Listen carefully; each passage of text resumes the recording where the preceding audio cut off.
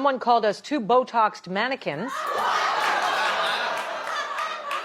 Well, and by the way, what we say to that?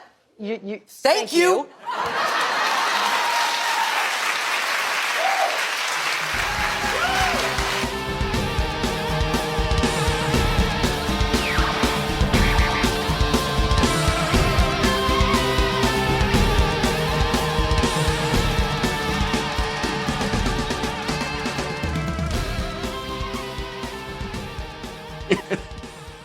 Hey, fun fans, it's We Enjoy. And Eric's already researching the hoopla. Diving deep into way ahead. Getting way ahead here. Apparently, one of the things we're recommending this week for the good things to enjoy is available on a service called Hoopla, and it just sounds like a parody at this point. I read everyone needs 7 or 8 streaming services. There was a really interesting article this week. Was it Vulture or the New Yorker? It was Vulture about something with a paywall. Yeah, about CISO. Do you remember CISO? Yeah. And about that short-lived streaming service that was NBC's comedy streaming service. The only reason I really remember it is because at IGN I debuted a trailer for Harmon Quest, the Dan Harmon show that was, and it was like on CISO. Okay, so CISO wasn't like quick bites like Quibi. Was it short form or was it actually just full episodes of stuff? It was full episodes. It basically, they were trying to be like, Shudder is for comedy, and it was before Peacock. So it was like, it was because it's NBC Universal, but it's like, oh, we're going to be comedy. And they had from this, this very interesting oral history about like, they had some shows that people thought were really strong. And they had this UCB show they were doing, and they had Harmon Quest. They had a few others with a lot of very talented people. But it really never got traction. Couple things. First of all, you mean like what Screambox is for comedy, right? Like, yes, what Screambox is to horror, CISO was for comedy. Yes. And also mentioning UCB reminds me not just of their old sketch show, but particularly the titular line sketch. You ever see that one? No. The titular line. Matt Walsh follows the video store clerk around the video store, convincing him he's an actor who is in movies and was cut out, but he had the titular line. So he said like, oh man, I'm sure I'm sick of all these Star Wars, Well, I got to get out of Africa. But the CISO article goes into how like their final big show that was like way over budget and never debuted on CISO because CISO went under, and a full season was produced, was a Paul Reiser produced like dream project of Paul Reiser's he's been trying to do for years, about behind the scenes of Johnny Carson's Tonight Show that Tony Danza was the star of. I can't imagine he was Carson. He must have been like someone who worked on the show. And they produced this season, and it did end up like someone else bought it, like a lot of these, when they get sold off for scraps after they go under. But I was like, I've never heard of this show, which again, there's too many shows. You can't have heard of them all. Much the Dans, Mona, Samantha, Monica. That's my Who's the Boss. Thank you. Beautiful. We are the Mattitude Eric. I am Matt Fowler. Say hello, Eric Goldman. Hello, everybody. It's Friday night. Coming to you a little later this week, but we've done it before. We'll do it again. Just didn't work out. I didn't get to watch Thoroughbreds in time. I promise you. Eric spent Thursday night seeing Secret Movie number 7, and we're doing Thoroughbreds in the main event today. What a good movie. I haven't seen it since I saw it the first time when you showed it to me a couple years ago. Oh, nice. So it was very cool to revisit it. And then it got me listening to the soundtrack, which is, you can see behind me as if it's on video, as if this podcast is on video. Hey, everybody, look, it's Eric and he's showing stuff. Yeah. Yes. He's displaying items for all of you to see. That's right. Imagine. I do. I see the little chess pieces, little knight pieces keying. I think their little faces are inside it. Are they? Fiery. Enhance. Oh, it doesn't work. Enhance. Yes. Okay. I'm glad that we could do this detour on a detour. I think it pairs well with Heavenly Creatures. Obviously, the movie's not a sort of a spastic fantasy like Heavenly Creatures is, but it's sort of a more meditative and cold and satirical.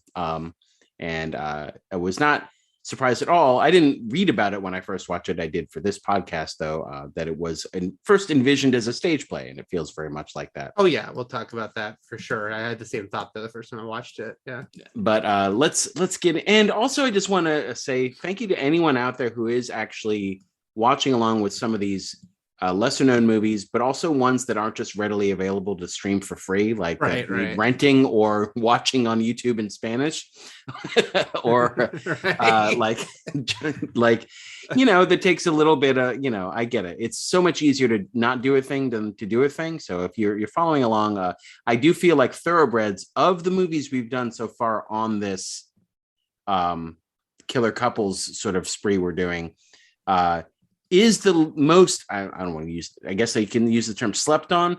I mean, Bonnie and Clyde is old, but it's a classic. Badlands is also old. It was a big calling card movie at the time. It did well, so it's not as famous as Bonnie and Clyde. But then Natural Born Killers, obviously, and Heavenly Creatures sort of made waves in their own way. This one, though, is the most recent of all of them. And it sort of flew very gently under the radar, even though it has a couple of ingenuous stars in it, especially Anya Taylor-Joy, who blew up even more recently because of Queen's Gambit. But right. Yeah, I mean, obviously, that making her like a much more recognizable star than she, at the point that Thoroughbreds came out, like people knew her from The Witch, but not a lot of people. And I can't remember. She was an A24 player. So anyway, that was my way of saying thank you to those who do put in the little extra credit and to follow along with us. And also to those who listen to us talk about movies they haven't even seen. Like maybe you want to hear us talk about Thoroughbreds, but you didn't watch it. That involves its own special reward, I think. Okay. I do that a lot too. So there you go. So let's get into some entertainment news here. Stacked week. Futurama's back, Eric. Futurama. Is this its official third resurrection? Yeah, I think so, right? 1, 2, 3. I remember it because I remember being at Comic-Con when one of them was happening, because there was like the TV movies version. Like, didn't Comedy Central first do like a series of movies? They did, because the reruns were doing so well. Yeah, which is how the first resurrection started. And then there were actual episodes after that. So this is the second resurrection. I'm not counting the actual green lighting of the show in the first place as a resurrection. No, I'd say the third, if you include the movies as one. Okay. Then they did more episodes as 2. And now this is another more episodes as 3. So it is coming to Hulu. And this is, we should mention, it is now a Disney-owned property because of the whole 20th Century Fox of it all. 20 episodes have been ordered. David X. Cohen and creator Matt Groening have signed on, and the original voice cast. Well, I'll say except for one, but Billy West, Katie Seagal, Tress MacNeille, Maurice LaMarche, Lauren Tom, Phil Lamar, David Herman, who all provide voices for that show. Billy West, obviously Fry, Katie Seagal, Leela, and then the rest are other people. But John DiMaggio, as of this point, is not signed on to return, and he voices Bender, and pivotal voice for that show. And what's the latest? Are they actively trying to find a replacement, or have they heard the fans' dismay and are, you think? They are actively trying to find a replacement for the table read this on Monday. But it's been pointed out, it's like they could work things out in a year and he would still be on the show because animation isn't quick. Yeah, so, no. I mean, I went to a actual voice recording of Futurama when it got resurrected for Comedy Central. And Katie Seagal wasn't there that day, so Tress MacNeille was just doing her role for everybody. Right. And They can work it out. I mean, so first of all, I need to say here, I've barely seen Futurama. Like I've popped in and out of Futurama here and there, but I have no regular, ongoing relationship with that show. I obviously, though, am well aware of Bender's popularity, the love for Bender, and why the fans are upset. I also, putting on my other side of things, I can see that basically, because what the story that came out was that I guess they went to Seagal, West, and DiMaggio first, And the idea is offer them all the same thing. They'll all, everyone will get the same deal. And he's the only one who turned it down. So I do get the trickiness if you're on their side of like, if they pay him more, like, how does that work with everyone else? And does that mean everyone gets paid more? That's like the deal that Scott Hall and Kevin Nash worked out when they first went to WCW, is that if anyone ever got brought in for more after they came in, they would get bumped up to whatever that person. Right. But yeah, so it's tricky. But of course, when you're bringing back a beloved property, to not go all in is just going to give you so much grief. I bet he's a main star of that show. His voice is also very distinct, to the point where you easily recognize him as Jake the dog on Adventure Time, which he's been doing since that show. And that show in Adventure Time is popular in its own right. Like, it blew up in its own way. So, hopefully he can return. I don't know at this point, with streaming services just trying to snatch and grab properties to bring, subscriptions in. Like, we can't point to, reruns of this show are doing really well. There's obviously a fondness still in place for it, for this revival. Like, there's no, like, the first time you could point to ratings. Here it's just like, hey, it was a thing. Like, no, I mean, I think it's a, hey, it was a thing. It's always been popular, and now it's under new ownership. And as Disney is slowly going to look at everything they got, because they got a lot when they bought Fox, it's going to be like, this has made money for other people for years and years. We should make more money. we should do a new version of that. And so then you get new Futurama, because it has come back so many times and done well every time. So I think that's how that happens. Speaking of Hulu, this will pivot into the next story. Is that a viable option, since there's no news on this regardless, and there's no official word on this anyway? It's just something that people noticed on Netflix. Well, no, but then every trade confirmed it today. Like, everyone. Oh, did they today? Yeah, okay, yeah. Like, even though no one from Netflix or Disney like put out a statement, it's now been kind of multiple confirmed that this is actually that the leaving part. Like, so the Marvel Netflix shows are leaving Netflix. That's Daredevil, Jessica Jones, Luke Cage, Iron Fist, and the Defenders. After, when February is up, so are they, and they're gone, and no new home has been announced for them yet. Though, being what those shows are and the tone that they hold, like, seeing them go to something like Disney Plus doesn't seem like a fit, but Hulu seems like a place where they could land. Though, how much is Disney at this point? Is the MCU wanting to keep them so separate that they're on a different channel? Like, do you think they would keep them there, like maybe the old seasons of that show on Hulu, but anything new they produce would be in the MCU and would be a little lighter? Probably. I mean, again, with all our speculation, it is funny that this is happening while Daredevil has been really popular on Netflix for the last couple months because of No Way Home, and Hawkeye had this sort of resurgence. And, I just saw Charlie Cox do that, his first like post No Way Home interview with THR, where he said, I know a little bit about what's coming up, but of course he wouldn't say, but everyone, there's so much speculation. They're both going to be an Echo. Kingpin and Daredevil probably, again, no one said anything, but it's an easy bet that they probably will be, certainly Kingpin. So I think we might see these characters. And again, there's always those rumors of Jessica Jones being on She-Hulk. Yeah. And so it's always just like, these shows can exist in this sort of dark, gritty, harder PG-13, softer R rated universe on Hulu for fans to just go there and watch if they want to see the back stuff. But anything new will just be sort of woven into the Disney Plus streaming stories. That's what I think. Yeah. And of course, keep in mind this very strange situation that I always wonder, will it be forever or will it change within the next few years, of Hulu not existing outside of the US, and so everything is on Disney Plus overseas under that Star Hub. Like Pam and Tommy is a Disney Plus show in the rest of the world. Which is insane, because that has so much penis in it. Yes. It's so much cock on that show. Yes. Just like literally the whole is talking, so it's like it's literally moving like a mouse. Like what I'll often retweet Disney Plus UK account and go, this feels like an alternate universe to me, when they're like, it's just watch Pam and cockapalooza. Tommy, Yeah. watch American Horror Story, and like all this stuff, this fucked up stuff that would never be on. I mean, our American Disney Horror Plus. Story is fucked up, but I'm just saying you don't No, I get know. full wang on that. Yeah. So, and again, you always wonder, will that eventually change and Hulu will become a hub of our Disney Plus? For now, it's not.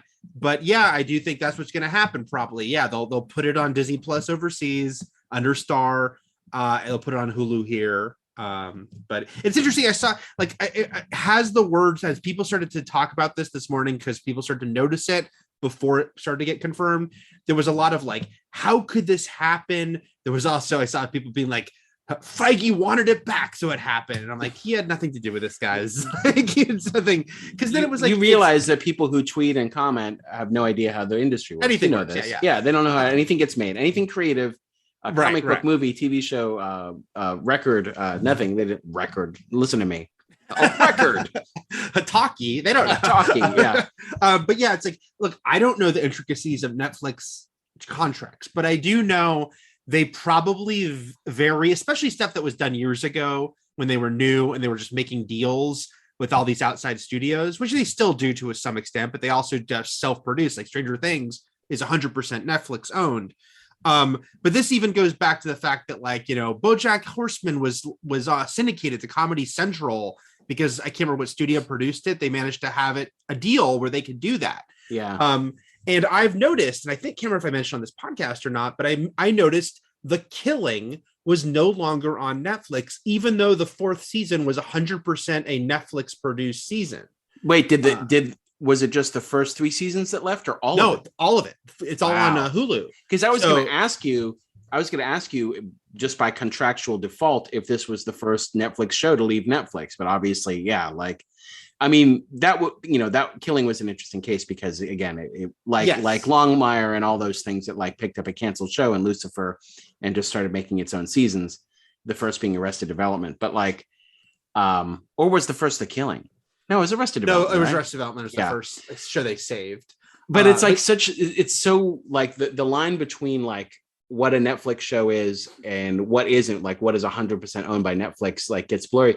The PR people can't get that shit straight. You know, you probably get the same emails, or like, what was it like last week? I got something about like the most hidden location from Netflix shows, and I don't know what, there's some travel agency or something like that, but like, so they have Netflix shows like Narcos and Money Heist, but then they have The Vampire Diaries, Breaking Bad, Suits. Like, these are just shows that are on Netflix that are popular, you know, that are not Netflix shows. So yeah, that's interesting. But yeah, so I don't think it's going to be like every show has this, that was made with an outside studio, has the same deal, but I can certainly see in 2013 or whenever Marvel / Disney made this deal with Netflix to make these shows, they always had it contractually that when they end 3 years later, however long, we get them back. It just makes sense to me, because they were in the power position at that point. Like, Netflix was using them to get this content that was going to get a lot of eyeballs, so they can make the deal. I have no idea how that goes for other shows. Like, I'm very curious. Will Disney ever get all of Arrested Development back? You know, because all of it's still on Netflix, including the 3 seasons that were produced for Fox. All we really need are the first 3 seasons. I know. but I'm still curious, like, could they eventually lapse and then that's on Hulu? You know, we don't know, but it did make sense to me that with the Marvel stuff specifically, which is from so many years ago when it was first put in, that this would be part of the deal. So I don't think it means as much as some people think. It's just sort of fascinating to see happen, because they were such high profile shows, and the fact that, again, it's ironic that it's happening because someone tweeted to me, well, it's not like they're top of mind for anyone. I go, yeah, except Daredevil. It's been like amongst their most popular shows. Yeah, that's suddenly again, which is just a funny timing thing. And it is nice that they sort of sat on these characters that they sort of have been slowly getting the rights back to. Like, they have the rights to keep using these characters, but they've been sitting on it possibly until now, until these shows actually leave Netflix, so that they can use the same actors. And they just started doing that literally, you know, a month and a half ago. So actually 2 months ago, if we're talking Hawkeye. But yeah, So good stuff. Good stuff. Let's get into, since we talked about something that's coming back, and then we delved into something that's going away. Let's talk into something that's going away forever, which is really sad. Which is basically the parent company that holds a bunch of magazines is ending the print publications for In Style, Eating Well, Health, Parents, People in Espanol, and Entertainment Weekly. Entertainment Weekly as a weekly magazine. Well, it has a monthly magazine. A monthly magazine. Entertainment. Demoted, was it already pushed to that? Yeah. As something that you can get in a Barnes and Noble or a newsstand. I don't even know if you can get maybe I think yeah, you could, because if I got the print version of EW lately, it was usually, and I mean that anytime in the last 5 years, it was in an airport usually. Oh, question for you. Question for you, Los Angelino. So obviously go to Barnes and Noble, they have that sort of magazine section, or if you go to any bookstore like Books A Million or Half Price Books or something like that. But then also grocery stores at the checkout. Do they have in LA though CVS any remaining? No, not CVS. Any remaining sidewalk newsstand? Oh, no, I was just saying that CVS, like a grocery store, will have that. Like, CVS would, yeah. I'm trying to remember if the one at Laurel and Ventura is still a newsstand. I can't remember because I'm not by there as much. I can tell you the Sherman Oaks one, which was there my whole life, is no longer there. Sadly, a few years ago it closed, and then it reopened as a COVID supply store 2 years ago. Nice. And now it just sells NFTs. And now, well, basically, because now I think it is like random, like cell phone charging, like just random shit. And that's happened to a lot of them. There's one up in Van Nuys that has the same thing, where it's just like people selling stuff. That's someone's renting it, obviously, to just sell stuff. It's like when you get off the boat in Kattegat and on Vikings, like every tradesman from around the world just selling their wares. I think that they should become spooky season turned into little Halloween stands for like really quick, like pull up and buy a quick costume. I think they should be like a junior version of Halloween stores. That's my idea. Okay. What is the Halloween store that opened that they buy out everything that everyone always makes fun of, like how quickly they take over? It's just a Halloween Spirit Halloween. Yeah, Spirit so it Halloween. could be these little spirit kiosks. Yeah, why not? Just like little spirit stands. Yeah. So Entertainment Weekly, for our younger viewers, won't have as much of an impact, going away. For all of us at this point anyway, it went away. I mean, I don't know anyone who gets Entertainment Weekly who's not 80 years old or isn't a dentist trying to put magazines on their waiting room table. But like, or a couple of people I saw tweeting just never stopped subscribing. They just kept it going. Yeah. It was absolutely. It started in 1990. It actually started as a sister magazine to People, but instead of covering just celebrities, it covered the entertainment business. And like between that and Access Hollywood, this is how we got our entertainment fix when we were growing up, Eric and myself and people our age. But specifically Entertainment Weekly was so pivotal as to how it shaped how, and it still exists today, we cover entertainment. The types of articles we write, the types of interviews we do, the types of recommendations we make, the format that we use. Yeah, it was in print form, but obviously you just transfer that over to the web. That it is absolutely groundbreaking at how it shaped the way that we house everything under one entertainment umbrella, movies, TV, but also music. And then eventually they got into games and stuff like that. I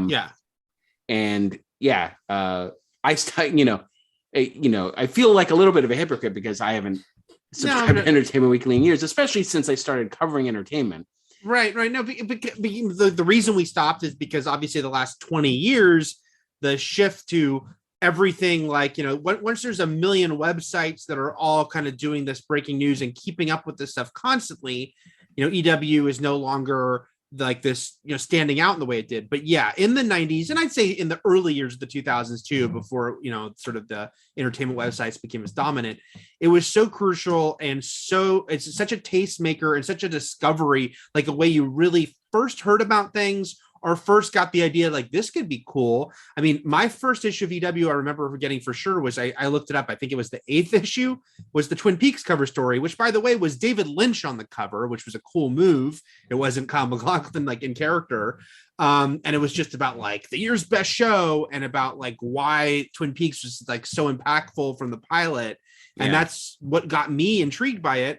I also vividly remember sitting at California Pizza Kitchen in Studio City with my dad, reading their huge article about the real world and what a strange, new, interesting thing they were doing on MTV. Reality television. Yeah. Right. So it was, again, it's very hard to conceptually like think about how different things were back then, where you just didn't know about things because there was a social media feed telling you and a million websites telling you. But this was like once a week you get this magazine, and it's going to give you, it's going to be like the first time, either the first time you hear about something at all, or giving you way more context for something that you might have just heard a tiny bit about.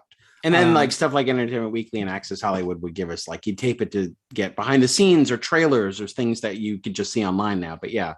And the Entertainment Weekly had like what to watch and the hit list or must list and stuff like that. And those huge glossy, I saw someone talking about how it's going to actually kind of leave a huge gap for the big reveal cover stories, because they had so many of those like first look at, here's the next. I mean, even in the past decade, they would still have some of the Marvel movies like, here's for the first time these characters in costume. Here is like, you know, they'd have like a lot of like the big glossy cover story we sat down with and got all this information no one's gotten about a big hyped up project. So they were very like, it was a huge deal to get that cover, and because it was like there was premiere, and like there's still today like magazines that are just movie based. Yeah. But this was this ran the gamut. This was everything. So RIP EW. And also, I mean, I want to mention, like, you know, because it keeps happening, of course, there's like the human factor, which is a lot of people lost their jobs this week because it keeps, you know, we should mention that the current owner bought it like a year ago. Like, you know, it's like seems to be the way it usually kind of goes. Right. And so guess what? Because even though there's still going to be EW.com, so there'll still be like a existence of the brand, but they did layoffs, which, you know, we sadly see time and time again. But yeah, so a lot of good writers out there. So hopefully those people find stuff soon. And then EW just, again, like you and I said, it's like we weren't getting the print edition anymore because times have changed, but at the same time, it certainly felt like an end of an era that's like, oh wow, this is really going away. Speaking of good writers, our next small story here is a shout out to our mutual friend Brent Simons, who this is a mega story, can finally, and I don't mega mind it one bit. Can finally announce today that he and his writing partner Alan Schoolcraft are back. They wrote Megamind, and there will now be a new streaming series on Peacock called Megamind's Guide to Defending Your City. A sequel series to Megamind is on its way, and it's about Megamind as he films himself becoming a hero, and he creates a guide for other heroes, and essentially he becomes a superhero social media influencer. Bow, bow, finger guns. My good thing to enjoy today is actually dedicated to Brent Simons. So. Nice. Yes. I was the one that can be found on Hoopla. I was very happy to see how excited people, you know, because Megamind, and a lot of people were like hoping DreamWorks would do more with Megamind. I will say I've known about this for a while, so I was very happy that it's out there. I'm sure Brent's even happier than I am. I feel shitty because now I say, oh, my good thing to enjoy today is dedicated to the writer of Megamind, and it's not going to be Megamind. Well, look, we both recommend Megamind. We recommend Megamind. I know. Now you should, if you haven't seen Megamind, you should watch it because there's a new show coming. But no, that's awesome for Brent and Alan. So congratulations, guys. All right. We have a writer in on Patreon. And so you can find us on Patreon at patreon.com/We Enjoy Podcast. For a couple bucks a month, you can get a completely uninterrupted commercial-free version of this podcast. You can also find us on Twitter at the Matt Fowler, the Eric Goldman, We Enjoy Podcast. And you can write to us at weenjoypodcast@gmail.com. But you can also write to us on Patreon like Joey did. And Joey wrote in, hey guys, I've been enjoying this recent run of murder couples. I also enjoyed brushing up on my Spanish while watching Heavenly Creatures. Please don't tell the FBI. I'll crack under questioning and end up putting Eric down with me. I was actually wondering if you guys watch Ozark. In the absence of Better Call Saul, I found that Ozark is a very good substitute, and Jason Bateman is a great director as well from what I have seen in this and The Outsider. I guess all I'm trying to say is that I'm glad Bob Odenkirk is okay, and would you ever recommend Ozark as a good thing to enjoy? Thanks for the great first year. Joey, I cannot in good faith recommend Ozark as a good thing to enjoy because I have not seen a lick of Ozark. Nor have I. Ozark is one of those funny shows, though, where it's always interesting for me when I'm not watching something. And again, Ozark is not like, I'm not like saying I'll never watch Ozark. It's just there's too much stuff out there. When Ozark first premiered, it wasn't calling to me. It's always funny, though, when you're not watching something, and especially in our bubble on Twitter, to see the waves and the ebbs and flows, that the overall reaction, it's not going to ever be unequivocally one thing. So I'll tell you one reason why I didn't start watching Ozark is because it got sort of middling mixed reviews. That's what I was going to say it was the funny thing of its first season. A lot of people that I like respected as having, no one has 100% your opinion, but felt like, oh, they're in the zone of me and my opinion. We're like, on Ozark. And then to notice it was going into season 3 that it was like, Ozark, baby. That was the thing. It was like the first 2 seasons. It was sort of thin cracking ice. And I had too much on my plate, didn't need a new show, especially if it wasn't great. I love Jason Bateman, and Laura Linney. But if something wasn't going to knock it out of the park at first, I wasn't going to watch it. But then, as it went on, it started developing a deeper fandom and seemed to, from people's reports, become a better quality show also. So I think also the thing that happened to Ozark, aside from the fact that all I know about it is that it's very, very, very blue. Yes. It's like James Cameron's dream blue. Yeah. It's like how can I make people look like they're all underwater, but they're not. They're actually just in the mountains. So is that we went through like a 15-20 year stretch of just this commandingly great TV, the golden age of television, with starting with Oz and The Sopranos and The Wire and the Shield and like all these shows that just changed the fucking game, right? To the point where now, if something is actually a great show, but it isn't as great as those other shows. Like if Ozark premiered in like 94, everyone's dick would have been blown off. Like, whoa, this is a fucking amazing show. Nothing. I thought you were saying as a plot point for a second. I don't know. Does that happen on Ozark? I know the cartel's involved. Oh my god, they blew everyone's dicks off. I just mean like everyone would have shit themselves with their mouth wide open watching Ozark if it debuted like around the time of X-Files, because you wouldn't have seen anything like it. Right. But now it's we just have to keep getting better. That's the way sort of pop art works. And things that the groundworks that have been laid by the Breaking Bads. I think most people correlate it with like Breaking Bad because it's like normal people wrapped up in like criminal activity and they get deeper and deeper. And if it isn't just immediately great, because I think about this a lot with wrestling.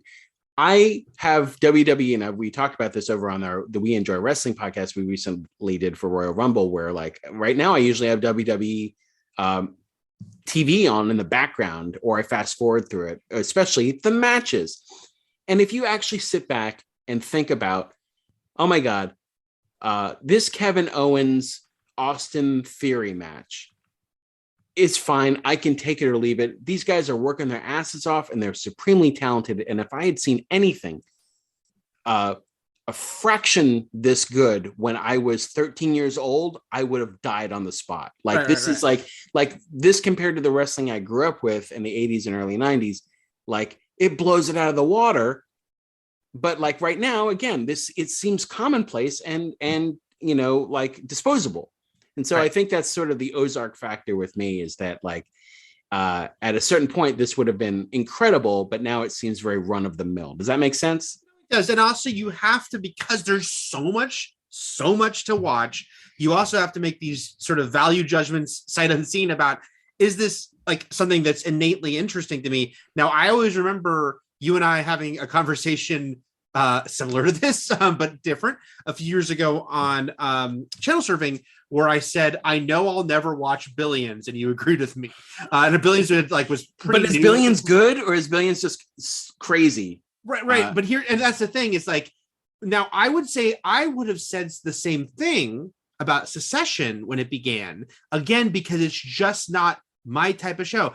I haven't watched Succession yet. I 100% will. I will get to it this year, guys, because I'm listening to everyone, and because it's not like Billions where I hear like, hey, Paul Giamatti still doing good, but where I'm hearing like, oh, this is a genuinely like special show amongst a lot of good TV.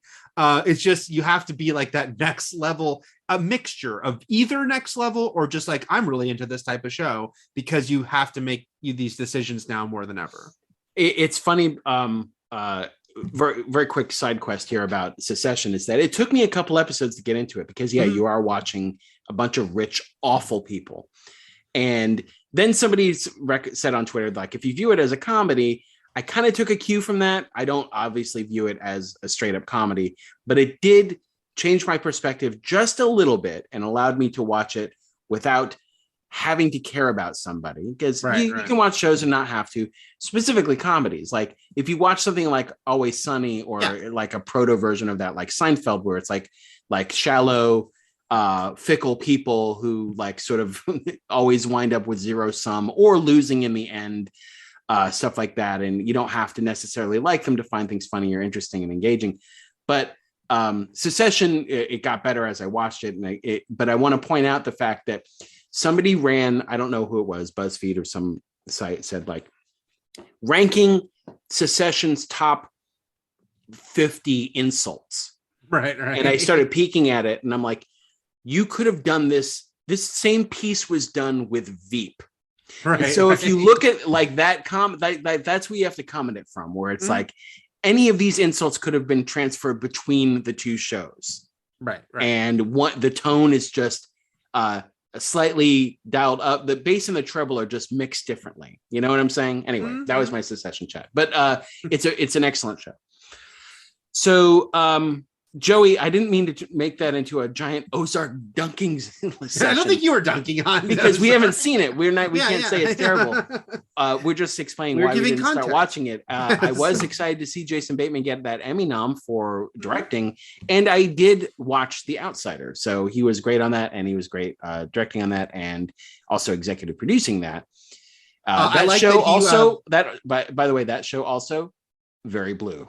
I liked that Jason Bateman was trending on Twitter this morning, and it turned out apparently because a bunch of olds like us, Matt, it was just because Ricky Schroeder has become such a douchebag saying douchey things that there was a bunch of people saying, that's why I like Jason Bateman better on Silver Spoon. Justice for Derek. Yeah. So a bunch of us Gen Xers, people were tweeting about Silver Spoon. It feeds into our It's Your Move talk, because that was the show he got because of Silver Spoons. Yeah, it was like the non-spin-off because he wasn't playing the same character. But he was still playing the same character. Yeah, exactly.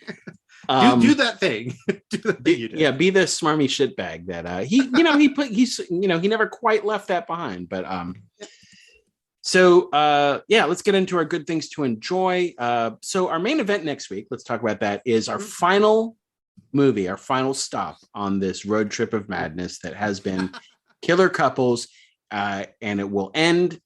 It wasn't purposely done as this way, but it will end Valentine's Day week. Yeah. And we're cycling back to Juliette Lewis once again with the movie California, spelled with a K. And it stars Juliette Lewis, Brad Pitt, David Duchovny, and Michelle Forbes. And that can be watched by renting it.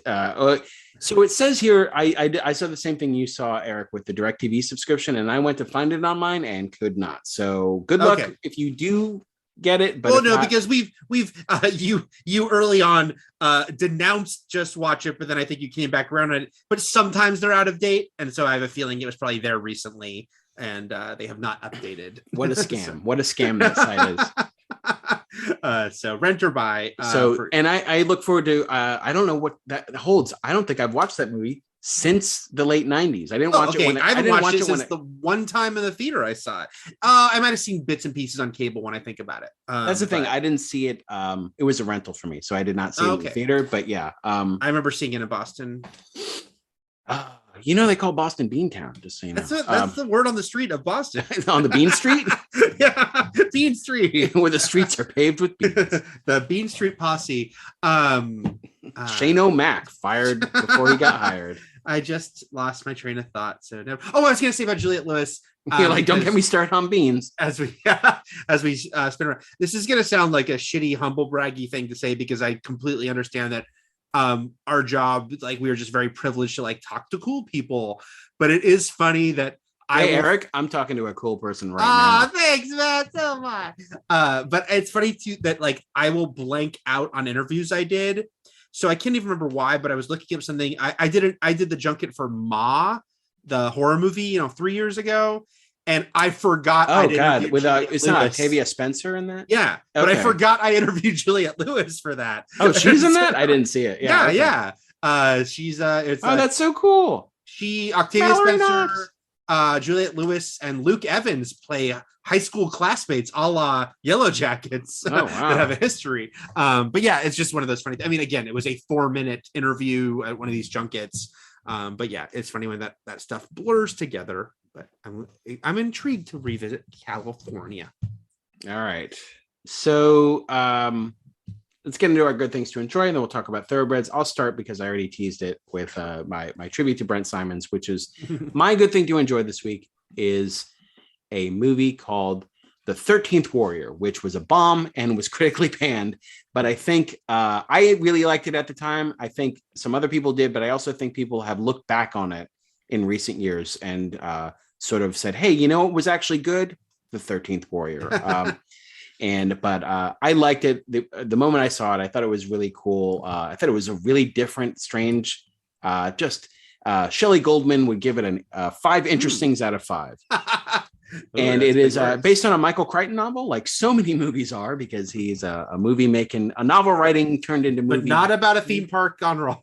This is not about it. His book was actually called Eaters of the Dead. Right. And his book is actually interesting because it's sort of taken from Beowulf, the epic poem, and also merged with a real life person named Ahmad ibn Fadlan, who was sort of an Arab Muslim traveler in the 10th century, who was famous for his travels and becoming the members of embassies for places like in Baghdad, and also in the Bulgars, which is where he met the Volga Vikings. And so Michael Crichton combined Beowulf with this emissary's sort of like exploits into this fictional story where Ahmad ibn Fadlan, who is played in the movie by Antonio Banderas, joins up with a crew of Vikings to sort of rescue their homeland from a nefarious evil force. And it's directed by John McTiernan, who you know from Hunt for October and Die Hard, and I'm thinking of his other hit movies like what? Predator. Thomas Crown Affair, Predator. Predator's so good. It is. God, just as a fucking action movie. But yeah, so he directed this, and there's no other real stars in it besides Omar Sharif, like classic famous movie star Omar Sharif, who has a bit role. But Antonio Banderas was sort of the selling point here. It came out in 1999. And the idea here is that instead of playing an action hero, which is like what Antonio Banderas had sort of become a star being, it was his bread and butter at the time. And the trailer certainly wanted you to think he was like the action movie star of this movie. He is not. And that's what I liked about it, is that he is sort of he's a lover, not a fighter. He's a poet.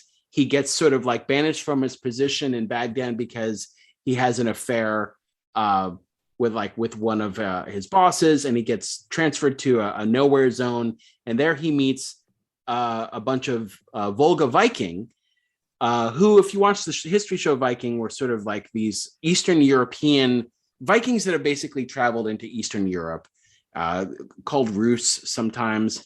But he meets up with them, and one thing leads to another, and he's sort of swept away on this adventure where a prophet tells them that they need a 13th warrior. There are only 12 of them. He makes 13, and he has to go travel up north. He's the titular character. He's the titular 13th warrior, but he can't fight.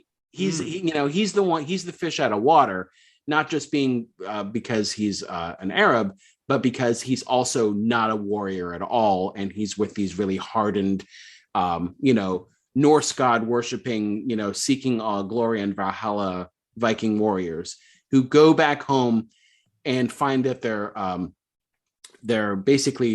kingdom is under attack by like this force that they believe is supernatural, and this is where they call it the Wendell. And if you know Beowulf, that's like the monster in that story.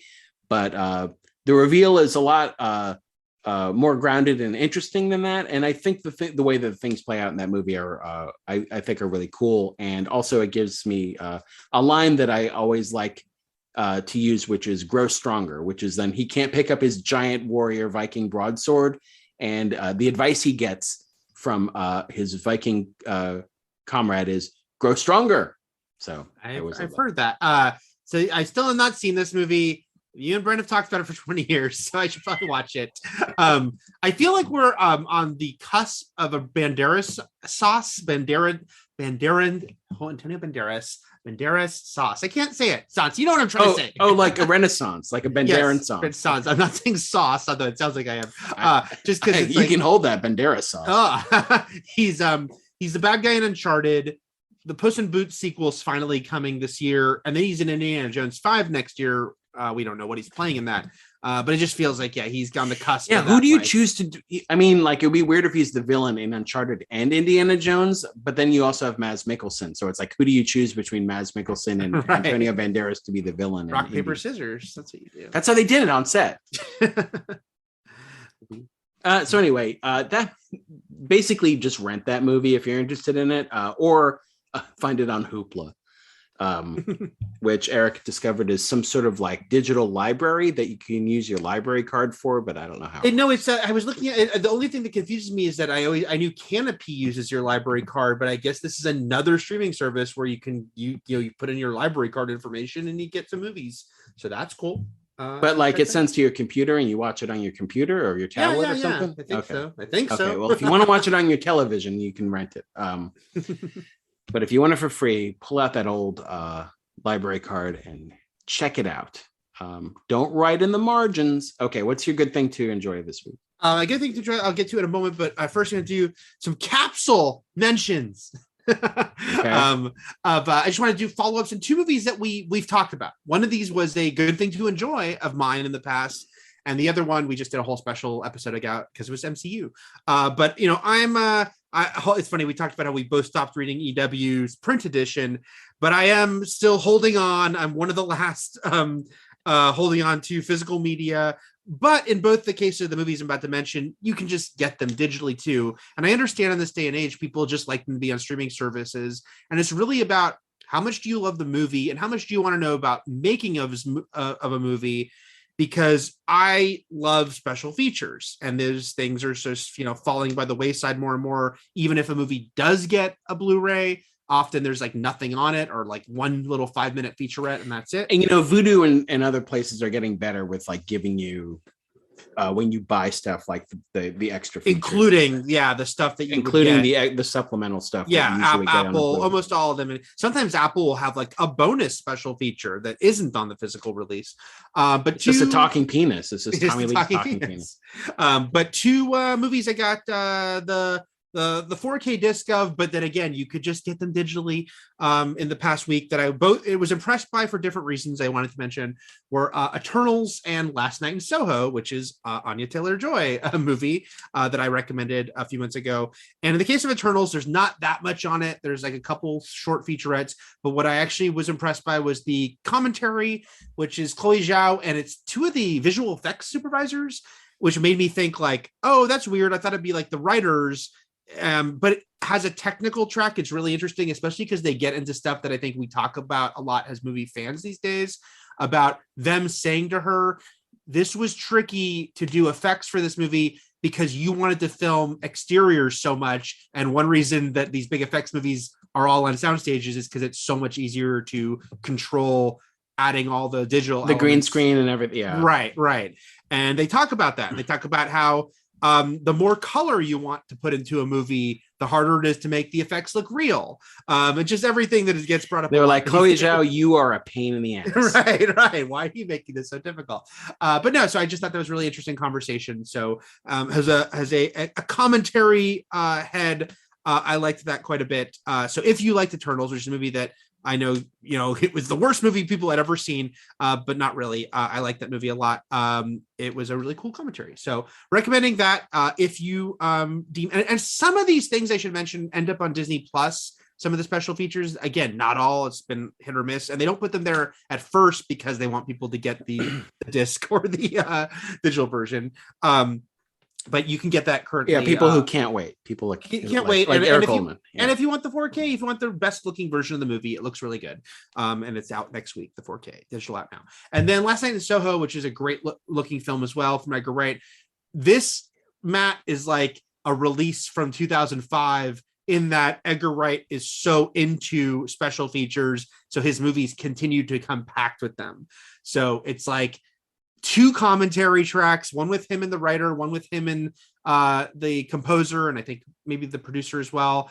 Like an hour's worth of behind the scenes stuff. Then there's like screen tests and not screen tests, like costume tests and animatics. And there's a great have you seen the movie yet, Matt? No. Oh, there's an amazing shot. It's in the trailer a little bit where Matt Smith is dancing with Anya Taylor-Joy, but she's changing back and forth to Thomas and Mackenzie, and they did it all in camera, and they show it from like a camera from far away, how the actresses had to duck and wait their turn to pop up and replace each other, and just really cool stuff like that. And Edgar Wright's movies are so technically made on a fascinating level. And I really dug this movie. It wasn't one of my favorite of his, but I thought it was really cool. So yeah, I very, very much recommend if you're into Edgar Wright and you're into that movie, either getting the disc or the digital version of Last Night in Soho. Again, hopefully if you're listening to this podcast, you're into movies. It'd be weird, right? If they're like, no, hate them. Because I think a lot of us they're just I just want like quibbies. Give me my right, quibbies. Right. A lot of us, the behind the scenes stuff, like could act like this sort of mini film school in a lot of ways and give you a lot of insight and things you didn't think about and how they pulled off a lot of this stuff. And both those movies I just mentioned, obviously have very sort of strong auteur directors with them that I think lends itself well. So that's my mini recommendations. And then I'll keep this short since I just talked so much for my official good thing to enjoy, because those two things were things we talked about in the past. I just want to mention a shout out on this podcast to another podcast, which is something I'd heard recommended since last summer when it came out, but I finally listened to this week, which is the Big Picture Podcast, which is an ongoing podcast, but they did an 8-episode sort of mini series within it called Gene and Roger that is all about Siskel and Ebert and sort of the whole story of their career. And it's great. And I'd heard it was great, and it is great. Just really going in, it really reminded me, Matt, of our conversation about EW and how contextually you have to kind of go back to why these things stood out.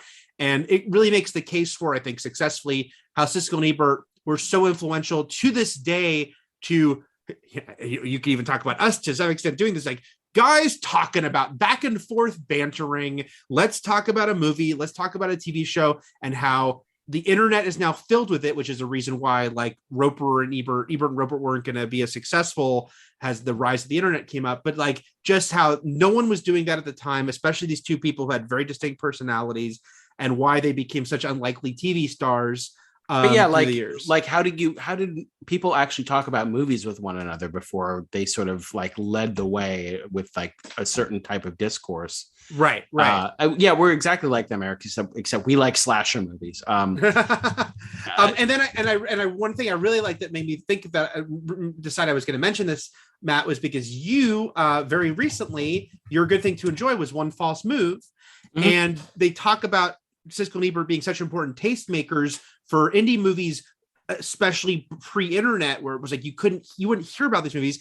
And they have Carl Franklin as one of the people interviewed because One False Move, Ebert they both loved it so much they were such champions of it. They mentioned it on Leno. Besides giving it a great review, Yeah, they like brought it up when they didn't have to.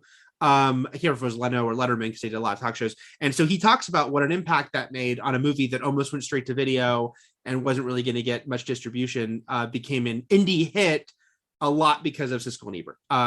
that would make total sense. Yeah, like the directors back then, like him and John Sayles and stuff like that, who made like smaller budget indie movies. Yeah, what was the scene? What was the scene like? And I talked about this when I talked about that movie. Like, what was the scene like before Tarantino? Right. Who's interviewed also on this, by the way. Like before everything exploded in the indie 90s, but before, people like Gus Van Sant and people like doing like Drugstore Cowboy and stuff like that before it was hip and cool. And then, by the way, ultimately, of course, I ended up crying because the second last episode is about Gene's death, and then the last one's Roger's, and it gets really sad. But it's great, and it's a little tricky because, like I said, it's like a mini series within a bigger series. But if you actually Google Gene and Roger podcast, it'll bring you to those 8 episodes of the Big Picture podcast. So, also, the name of that podcast reminds me of the other way Eric and I used to learn about movies, which was The Big Picture on MTV, hosted by Chris Connolly. Yes, very, very important show. Which was that weekly? That was a weekly one. That was weekly. It was each weekend there'd be a new one, and he talked about the box office. I remember that. Yeah. Like, who's talking about like box office? All right. All right. Let's get into Thoroughbreds here. Next week, California with a K. Good luck finding it. We just rent it, I guess. Just rent it. It's legally available, at least. That's all we can ask these days. So Thoroughbred, we mentioned briefly at the top that this feels very much like a stage play because it was originally envisioned to be a stage play until it was acquired by B Story, which is Jim Rash, Nat Faxon. Jim Rash, you would know from Community and as Dean Pelton. Nat Faxon is also an actor who's been in a bunch of things. Anything spring to mind to you? There was that sitcom. The main thing that springs to mind to me is the short-lived show with him and Dakota Johnson. That's what I was thinking of, where he was her brother, right? Yeah. Okay, and Kevin J. Walsh, but you'd recognize him. But they actually won Oscars already for The Descendants. Was it The Descendants that they won an Oscar for writing that movie, I believe, and producing it. So, but they bought it and they convinced him to turn it into a movie. And by him, I mean Corey Finley, who this was his debut film. And has went on since afterwards to make what was that? That Education, which I keep meaning to see. Hugh Jackman, which I didn't see either. Which is very acclaimed, and I want to see it because I love Thoroughbreds, but I have not seen this yet. So yeah, Bad Education was Hugh Jackman, Allison Janney, was HBO, right? Miniseries, and I think it was a movie. Was it a movie? Okay. Yeah. It was made for HBO, and he's got another one coming up called The Cool Breeze on the Underground, which. So yeah, this was a great debut. I don't know if Bad Education plays like this at all, or if it's sort of a different monster. I know that one was based on true events. This one is not, but this one has a very distinct sort of tone and a very notable format too, with the chapter breaks. And springing off of Heavenly Creatures and like two girls sort of killing a parent. This one obviously girls killing a parent. not in the same way. This is a very different type of story. Their relationship is also different, very interesting. You break down all the main characters in this movie. So you're talking about Amanda, Lily, Mark, the stepfather, and then the main, they're the two moms, but then mainly Tim, played by Anton Yelchin. And this was his final U.S. film before his death, and the film is dedicated to him. It's the final thing he filmed too. I don't know if it was released last, but because he filmed a lot before he passed away. But I know it was. I recommended Green Room, correct already? I believe so. I mean, I love Green Room, so I think you did. But if not, I'll check the list. Yeah. But I haven't. The list isn't finished yet. Thoroughbreds. Yeah, such an interesting movie, the way it's shot, the soundscape. Actually, the way the movie opens with Olivia Cooke's Amanda in front of the horse and getting the knife, and then the soundscape. There's a very Hannibal soundscape to this movie at points where it's just like drums or drips or like little things that aren't, they're not music, but they create this sort of ambience. And the score, by the way, which I love, which why I was listening to earlier, Yellow Jackets has a very similar sound to it. It's not the same composer, but I feel like that was something that was an influence, like maybe like the creators of Yellow Jackets were like, well, hey, make it sound like this. So the composer is named Eric Friedlander, and he's actually sort of he's basically known for jazz and sort of R&B, and he's a saxophone. He's collaborated with a guy named John Zorn, who has also collaborated quite a bit with Mike Patton, because they both do sort of avant-garde experimental music. And we like Mike Patton. We do like Mike Patton. So this movie stars, I already mentioned Olivia Cooke and Anya Taylor-Joy. Anya Taylor-Joy sort of came into worldwide recognition as the lead of The Witch, sort of a star-making role for her, and it's just sort of gotten bigger ever since. Olivia Cooke, the first thing this was after, we should mention, she'd been in a big hit after that, which was Split, before Thoroughbreds, but it's easy to, not because she's not very good in Split, but she plays a very understated role and against an actor doing a great showy role. So it was easy not to think about her at this point, in the same way. James Tin Cup McAvoy playing 6 different personalities. And but then she'd go on to do the sequel to Split, the end of the Unbreakable trilogy, right, with Glass. So she starred in that. But Olivia Cooke, I think the first thing I saw her in was Bates Motel. Yeah, for sure. I mean, that's definitely the first thing I remember her in. And she's great in that. Her character is funny in that because her character isn't always centered, and sometimes she didn't have as much to do, but it's like when they asked her to do, she's involved in, a wonderful scene in the finale that I think, made us both cry, and clearly had the goods, when called upon. Yeah, so she was on that show for a while. It went on for 5 seasons. 5 years, yeah. And but then she's been in a lot of things since. So you might know her from Ready Player One, where a movie that tried to convince her she was unattractive because she had a scar. Very, very CW Beauty and the Beast thing going on there. Yes. Also Sound of Metal, which was acclaimed a few years ago. Mm-hmm. And she's on a show coming out soon for one of the AMC networks. I can't remember which one. My TCA brain is swirling. But she's also in House of the Dragon, the Game of Thrones. In a month she'll be in a show with Gary Oldman, and then later this year she'll be in the House of the Dragon, the Game of Thrones prequel, not as a Targaryen, as a Hightower. Hightower from Police Academy. And then she's in that's the show. It's called Slow Horses. Like Thoroughbreds. Very, very quick tangent here. I went into Alamo and saw Pretty in Pink for the first time. It's just one of the John Hughes gaps I had in his back catalog. It's fascinating to see that. Yeah, but Pretty in Pink, that's the thing. It's like I know so much about Pretty in Pink just through cultural osmosis for the past 40 years. But I had never actually seen it. But then it took me down the John Hughes rabbit hole, the Brat Pack rabbit hole, and it reminded me of that movie Fresh Horses with Molly Ringwald and Andrew McCarthy, who worked together again after Pretty in Pink, and was basically tanked and critically panned. And the poster always was funny because after Pretty in Pink, then you see them 2 years later on a poster where they're like smoking and they're supposed to look like sex pots and stuff like that. Right. Because it was like that difficult thing of being identified with teen stuff and wanting to try to do more adult things. And it was like Thoroughbreds and all. So it all ties back together. Like Thoroughbreds, it was first an off-Broadway play, Fresh Horses. And what I want us to say about because watching Thoroughbreds for the first time, and I loved it. But I was also like, hey, this would make a good stage play. So then it didn't shock me to learn it was, because, what I want to make sure to say is it's like, in no way, and I think you feel the same way, it's like, in no way saying this would make a good play is like diminishing the movie, because it's just like, it's small scale, a very small cast. So it would make a great play. But I also was impressed by his visuals, which again, it's a low budget film, but it's like, there are very distinct visuals in this movie. Obviously that giant chess scene and like the way it's shot, and Anya Taylor-Joy sitting there in those sunglasses, like it pops when it's trying to. So I thought it was very impressive to be like a movie that's very dialogue driven, small scale character driven, could make a great play one day if they. But then there are elements of it that feel like a play, especially the ending, jumping right to the end with hearing off stage a murder, but like the rowing machine stopping. Like, Right. It's like what's notable about that. But I thought like very well done as a movie and like a great calling card because it did have a cool look to it and vibe to it. Also in this movie is Paul Sparks, who you know from a ton of things, House of Cards, Boardwalk Empire,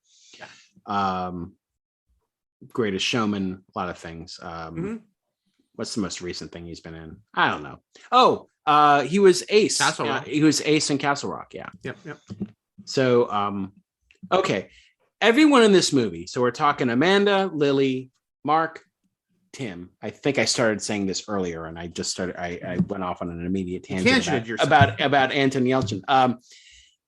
Everyone in this is a sort of a horrible person. Everyone here is sort of a broken person in their own very specific way. So it's not very much. There's shades of heavenly creatures, but like, first of all, the person they're killing at the end of this is like, you're not feeling the agony and the heartache in the same way as that movie. This, you know, right from the get-go, before you even see Mark as a person, you see him in pictures. Like you see his sword, you see his dead lion. Yeah, it tells you everything you need to know about this guy. So the movie opens with this young woman, Olivia Cooke. Well, they're teenagers, right? They're high school age. Coming into this giant mansion. This is after the horse scene. So you see that it's confusing. You think bad things are going to happen to the horse, but you also realize in your head, okay, more on that later. That'll come. Open with a horse. The movie's called Thoroughbreds. It all checks. The boxes all tick. Let's head in. And we start off with this slow open of her sort of roaming the very, very large, empty, sort of silent, quiet rooms of this mansion, while every once in a while you hear the housekeeper call out for Lily. But she, you know, we're also getting to know Amanda in this world where she like takes money. She sees Lily smiling in a picture, and she like looks in the mirror and emulates the smile. Well, she doesn't take the money, but she looks at it. She looks at it. Yeah. Which, all things that are explained later, which is like, what would an alien impersonating a human do? Like, what would they feel?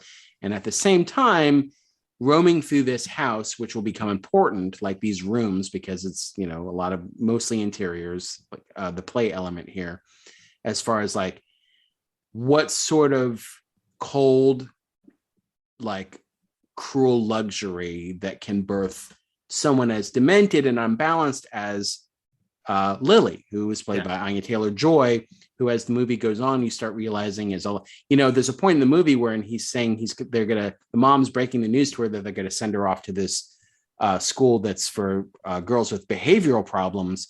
And you're like, oh, this sucks. It's all Mark, stupid Mark. And then by the end, you're like, they were probably more onto who Lily actually really is and dealing with her day-to-day life than we have been shown as just movie viewers. So I mean, like she needed to go to that school. She is not right. Going ahead to the fact that it's like, you know, there's that scene where, you know, Mark is undeniably a shitty person, but there's that scene where he tears into her, and it's clearly like, yeah, he's probably 100% right what he's saying about how. Well, and what is he saying, Eric? What is he saying in that scene? It's everything we've been talking about since Natural Born Killers. Right. The fact that the whole NBC thing, the fact that everyone else is just there to do your bidding, that you are like the master of the universe. You can't understand anyone else's point of view. We're all your little maids. So it's like, and you're like, that's probably 100% true based on everything we've seen of her. That she is so dismissive, and so, because both these girls come from privilege, but she clearly comes from a way bigger, like next level privilege. But she's in the game of, unlike Amanda, who has a whole other set list, a whole other concert set list of like mental ailments. Yeah, Lily is in the basically she's a pathological liar. And she's just burgeoning right now, but like just that small scene where she's going over the letter she wrote for readmission to the school she got kicked out of, where she's not honest, and the mom's trying to say you just need to be honest, and she refuses to do it. Like she can't see it within herself. Like that's the one of the crescendoing series of red flags that we get as we get to the third act of this movie, which is like that. Yeah, that tells you what everything you know about her is that she can't face her own flaws, and whether she's lying. Sorry, that's my mic. Whether she's lying to Mark about liking him, or she's lying about her life being perfect, or she's lying, like that's her gig. And also, as Amanda points out later on too, empathy isn't your strong suit, so she also lacks crucial parts of the empathetic game. But yeah, so we come into this with a lot of questions. We come into this with like, who is this? Who is Lily? How do they know each other? What are they doing? And the movie does a really great job of giving answers continuously, because we'll always have more questions, and then it keeps giving us answers, so we're never like really left in the lurch for too long, because it's like we have questions like, what did she do to the horse? Why is she not in school? What was the relationship between these two? So, and it all sort of gets fleshed out as we go on. Right. And they do present very early. It's like, look, clearly the biggest comparison we can easily make is that Amanda is akin to Dexter, as far as the like, I have to fake emotions, like I don't have them, so I am going to I have to kind of fake my way through life. But she has that great line about like, what is it about? It's harder for me. Like it's just harder for me to be good. It just takes a little more work for me to be good. I can be good. It's more work because I have to, because it doesn't come natural to me. So I have to put this. And then it's interesting, like what it is she values. Like, when they have the big scene with Tim where they hit him over the head, or she hits him over the head. But like, the worse than being evil is being indecisive. Right. Like, as long as you just commit to something, because she doesn't see good or evil. She doesn't see that. And so the only way that she can quantify life is doing or not doing, because there's no good or bad. There's only doing, and that feeds into like what she does to her horse, Honeymooner. The scene at the beginning when she smiles into the mirror. Did you ever see Dreamcatcher? The Stephen King adaptation? Yeah. Yes. But did Lawrence Kasdan do that? Yes, I believe he did. Yeah. The only good thing about that movie is Damian Lewis, who at one point when he gets Billions, Damian Lewis, when he gets dream captured, when he gets taken over by the alien, there's a scene where he's like looking blankly, like he's an empty husk, and then he really quickly gives a creepy smile and like looks up to the side, yeah. And it's in the trailer, and it was so good that people thought it was like computer generated, but it wasn't. It was just pure Damian Lewis and acting. So this sort of reminded me of that, of like, alien inside somebody. Amanda's got all of her mirror neurons firing at 11, like just trying to be normal. And once she can get Lily to drop her own artifice a bit, is once she's saying like, you're saying something, when she starts being honest with her, it's like, honestly, you freak me out, I feel awkward around you. That's when Amanda feels like she can actually exist in the same space as Lily. You were reminding me by mentioning Damian Lewis also that these two excellent young actresses who are both covering their British accents in this film. So. At this point, if you're a Brit coming up and acting, like you just need to learn the perfect like American accent, right? Like, right. Like so many actors that we grew up with, like Kenneth Branagh and Emma Thompson, who started doing it later in life. Now they just get you when you're young, like right. And I know Anya Taylor-Joy has. They send you to Witcher school, and like I know Anya Taylor-Joy's accent is like very unspecific because she was partially raised in Buenos Aires and speaks fluent Spanish as well. But she generally sounds British to us, and Olivia Cooke is British. I don't think I've ever seen her in anything British, and I won't until I see. I'm not going to watch the Gary Oldman show, but I will see. Until fucking House of the Dragon. Oh, I was talking about Anya Taylor-Joy being in Peaky Blinders. But oh no, I'm saying Olivia Cooke. I don't think I've heard her use her British accent yet. I mean, only time I've heard either of them, again, circling back to feeling like a humble bragging, is I've interviewed them both, so I've spoken to them saying it, but it threw me both times. And you're like, stop talking but your normal I've seen voice. you be American on the telly, and you just show up with like a giant bushy mustache and a newsboy cap and a monocle, and you're like, oh, governor, pip pip, cheerio. You're like, they're like, what are you doing? Like, oi. This is a huge tangent for a second. Over just, and I'm sure you've experienced this too, Matt, if you've ever tweet things about celebrities and years later people like your tweet and it's just kind of strange. I just assume that's a bot like looking for some weird celebrity. Yeah. Right. But I had about 2 weeks ago, I had a picture that I tweeted out from the set of Bates Motel of Olivia Cooke and her co-star Nestor Carbonell, who you know as Richard from Lost. I tweeted a picture of them when I was on the set because we were doing a Q&A, and two weeks ago, someone they didn't just like it. They reposted my picture. It was a Nestor Carbonell fan social media thing, and they posted it to Twitter and Instagram, but they did tag me to give me credit. And this picture, of course, is like 7 years old. Anyway, the one I get a lot is an old interview I did with Jessica Lucas for Gotham.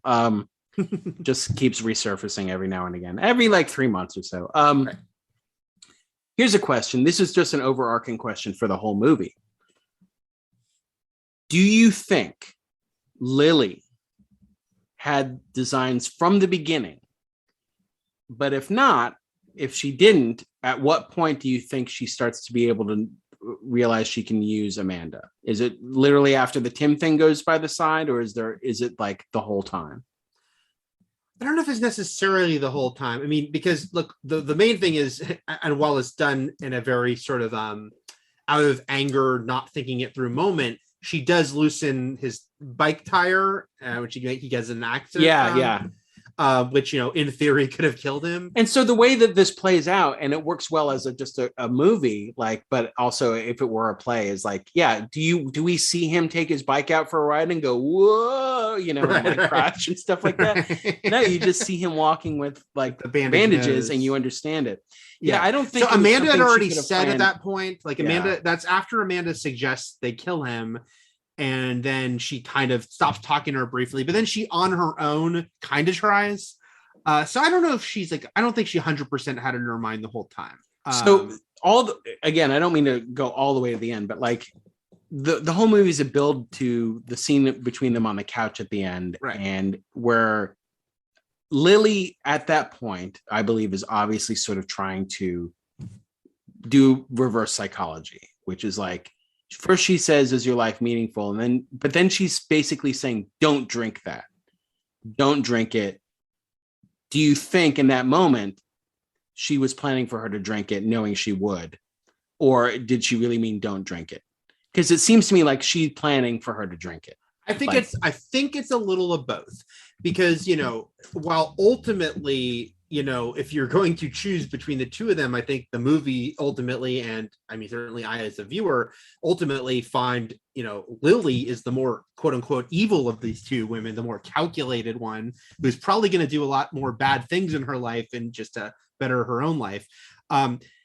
She is not heartless because, look, we kind of know at the end that she's being real, because it's funny throughout the movie, like there's that one part where and we'll talk about the technique more, I'm sure, but where Amanda's like, oh, you're doing a great job with the technique, and she's like, it's not the technique, I'm really crying, but you kind of feel like she is doing the technique, right? Yeah, but at the end she cries when Amanda is knocked out cold. She, it's like that's real, like she is feeling like I felt that's real, but I also felt it's not supposed to be like, oh, she's heartbroken. There is a part of her, because she's not like a 100% heartless person, but she is going, as the very end shows you, she is going to go on to be cold and calculated. Well, like if Amanda doesn't realize this, but Lily does, this is the last time I'm going to not only just see Lily, but have Amanda, but have any contact with her. So it's like she lifts her head up so she can see her face one more time. She lays on her lap, and like Amanda doesn't realize that they're being cut, she's going to be cut off.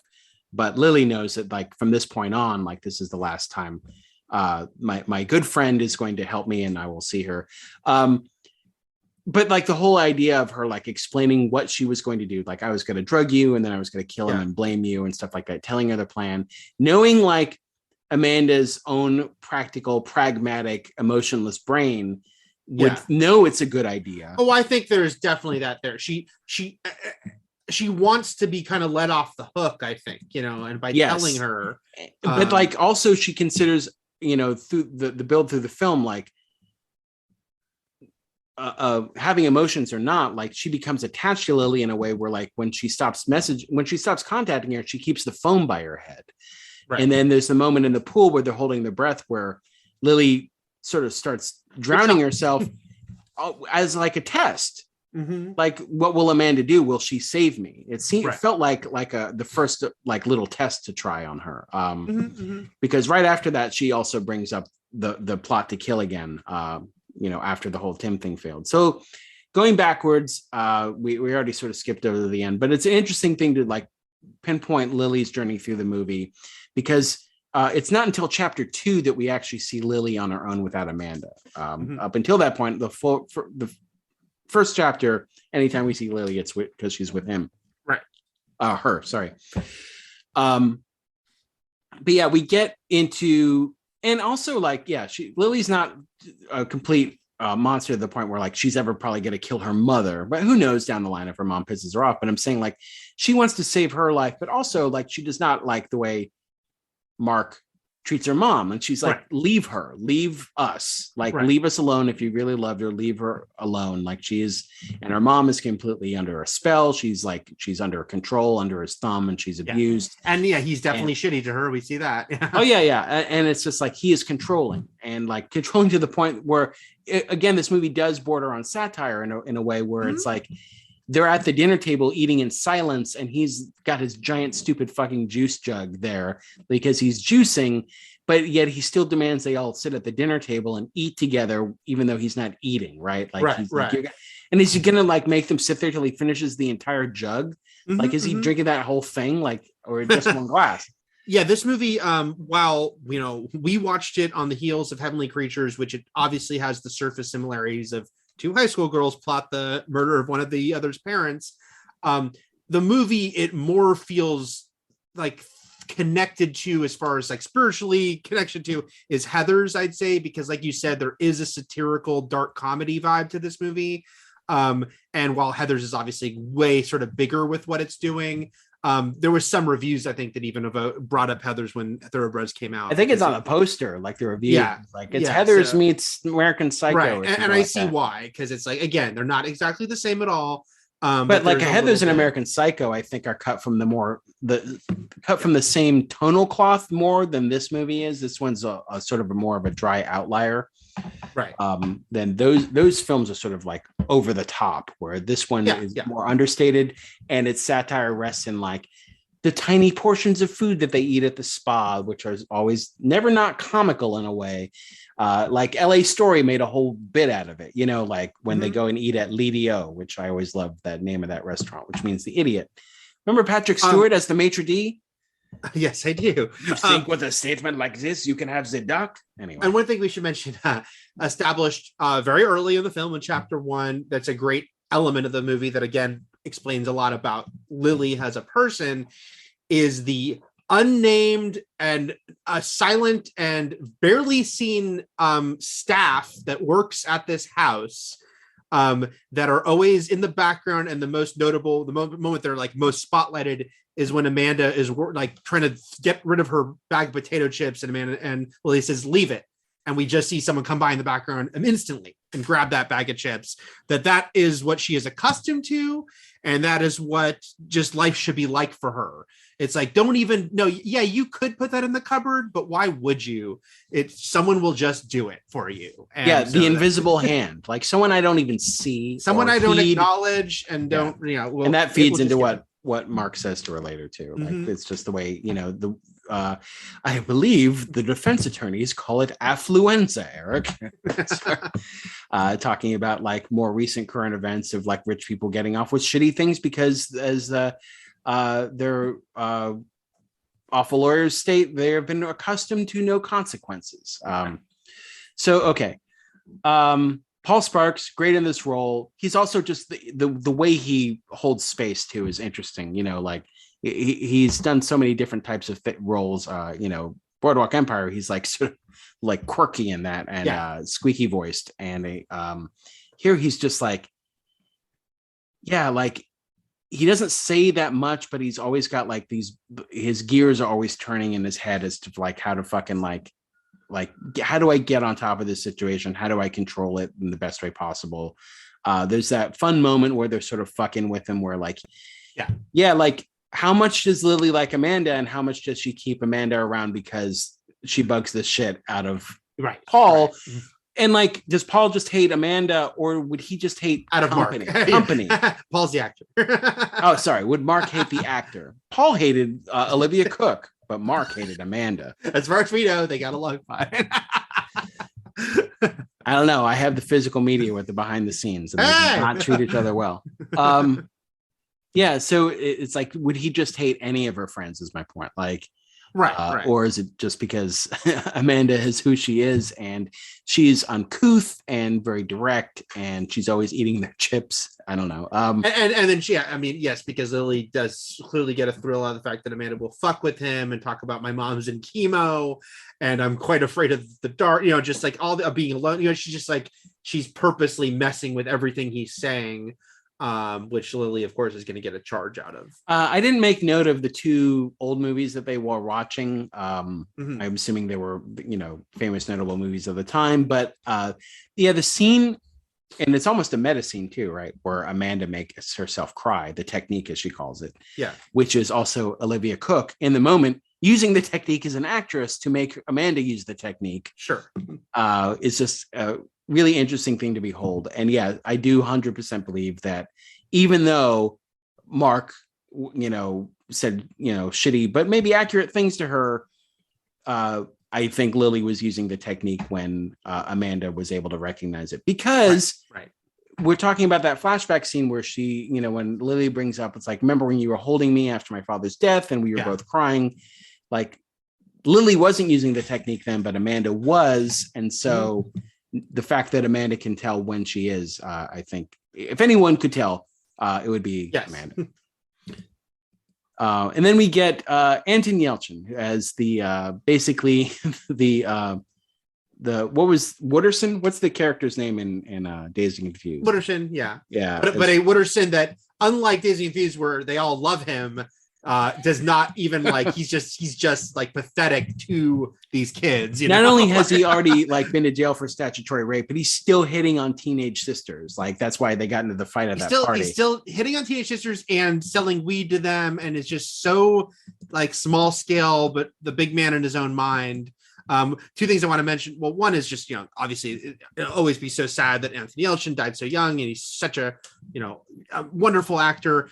He died 2 weeks after this movie wrapped. So it's like that sort of sad thing of being like, wow, these are like the final days of his life. And that's how fucked up that is. But he's so great in this. By the way, there's a great documentary about his life. I'm forgetting the name of it. As I'm looking at, Love Antosha, which was like his Russian name, or his parents call him. Anya Taylor-Joy is one of many very famous people that are interviewed in that movie about him and working with him. The other thing I want to mention though about his introduction scene is just that because this movie is a very small scale, this is like the biggest scene in the movie. Look at all those extras, all those teenagers at the party. Yeah. You know? And within that, not only do we meet a new character that heavily figures into the middle of the movie, but we learn like a little more about what people think of Amanda and the horse, and that these pictures exist. And again, working as a movie, but also as a stage play, like we don't need to see those pictures.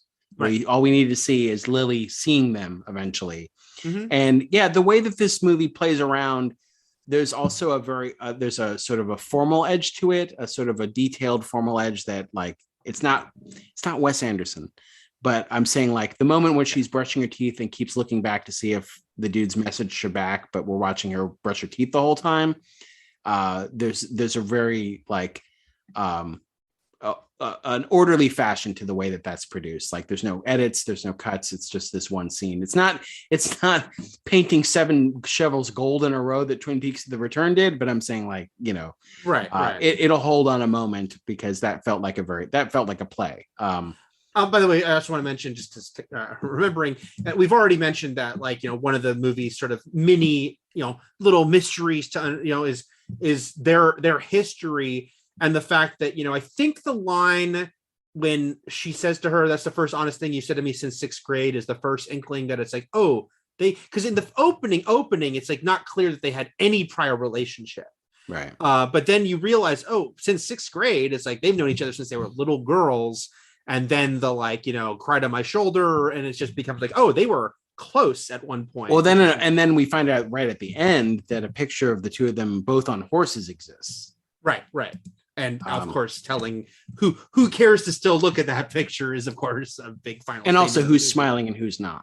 Right. So, okay.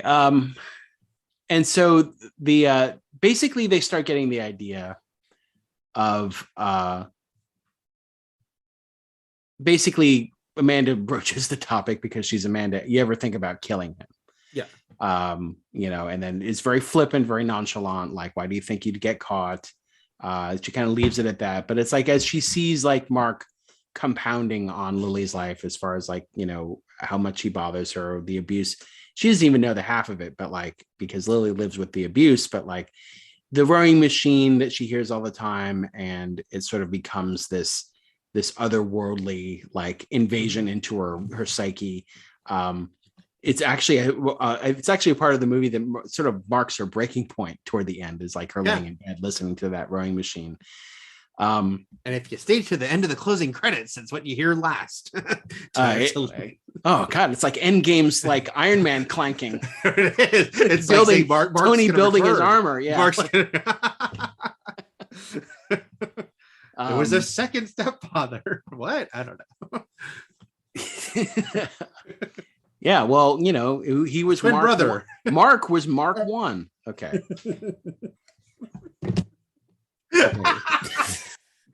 All right, Eric. I was drinking water. It got me. So Lily goes to the party.